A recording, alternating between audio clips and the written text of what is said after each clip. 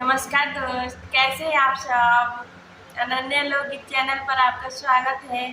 तो मैं आप सभी के बीच एक हल्दी के गीत लेके आई हूँ। तो वीडियो को लाइक जरूर करें और अपने दोस्तों के साथ शेयर करें ताकि वो भी इस वीडियो का आनंद ले सके। अगर मेरे चैनल पर नए हैं तो वीडियो को सब्सक्राइब जरूर करें। पापा होय कौन पापा धनी रौरा बानी जी। पापा होय कौन पापा धनी रौरा बानी जी।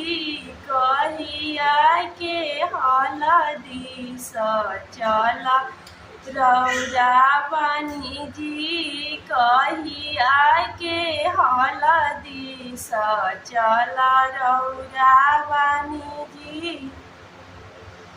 बेटी हो कौन बेटी अति सुखवार जी। बेटी हो कौन बेटी अति सुखवार जी।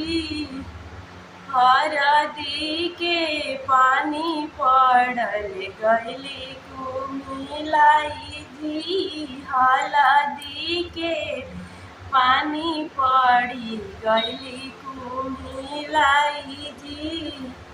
भैया हो कौन भैया धन रौरा बानी जी।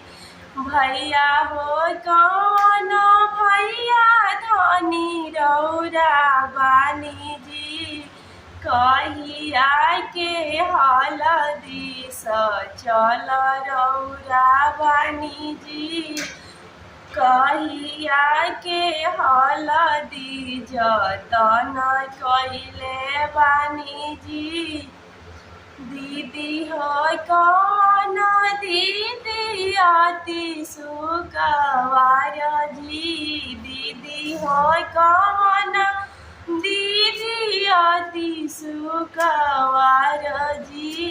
हलदी के पानी पड़ी गईली कुमिलाई जी।